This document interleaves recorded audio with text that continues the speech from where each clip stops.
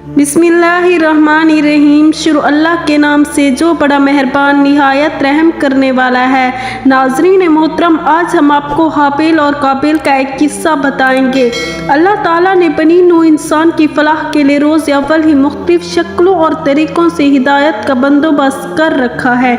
इंसान के लिए ये हिदायत मुख्तलिफ इदारों में मुख्तलिफ तरीक़ों से पहुँचाई जाती है।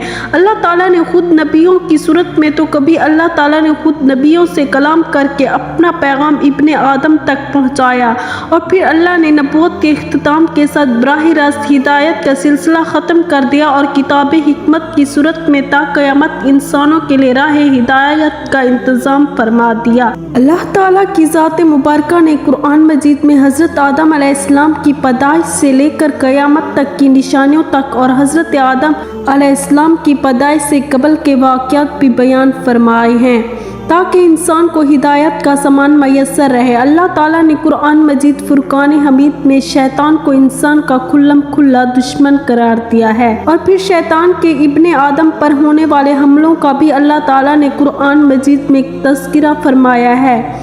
ऐसे ही एक वाक़या इस क़ुराए अर्ज़ पर इंसान के पहले कत्ल का है, जिसमें शैतान ने एक भाई को वरगला कर दूसरे भाई का कत्ल करवा दिया।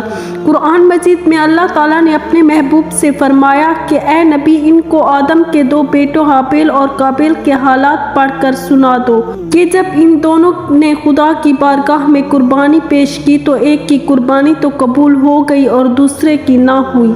जिस पर काबिल ने हाबिल से कहा कि मैं तुझे कत्ल कर दूंगा। इससे कहा कि खुदा परहेजगारों की ही कुर्बानी कबूल फरमाता है। अगर तू मुझे कत्ल करने के लिए हाथ चलाएगा तो मैं तुझको कत्ल करने के लिए हाथ नहीं चलाऊंगा।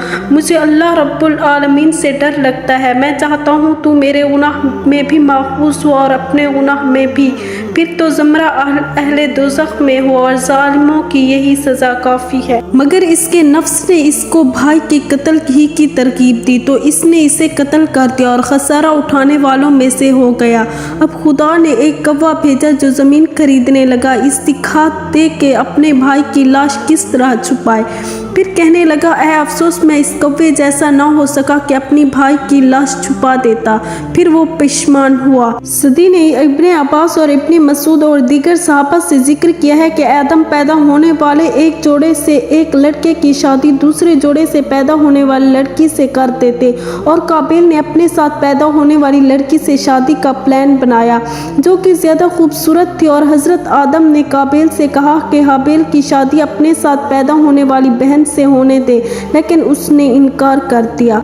तो आदम अलैहिस्सलाम ने दोनों को कुर्बानी करने का हुक्म दिया और आदम अलैहिस्सलाम खुद हज करने के लिए मक्का शरीफ चले गए। जाते वक्त आसमानों से अपनी औलाद की हिफाजत करने को कहा, उन्होंने इनकार कर दिया। फिर ज़मीनों और पहाड़ों को कहा, वो भी इनकारी हो गए। जिसके बाद काबिल ने हिफाजत की जिम्मेदारी कबूल की और हाबिल और काबिल ने अपनी अपनी कुर्बानियाँ पेश की।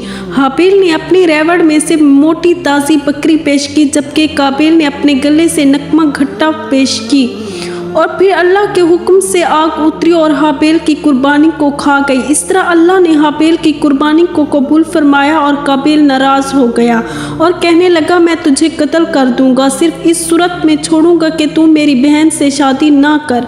हाबिल ने कहा कि अल्लाह ताला परहेजगारों को पसंद फरमाता है। हज़रत अबू जाफिर बाकिर फरमाते हैं कि हज़रत आदम अलैहिस्सलाम दोनों की कुर्बानी करने के मौके पर मौजूद थे।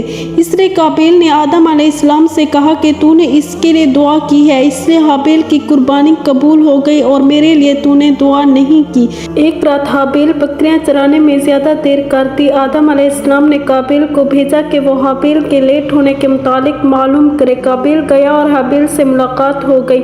काबिल ने कहा कि तेरी कुर्बानी कबूल हो गई और मेरी कुर्बानी कबूल नहीं हुई।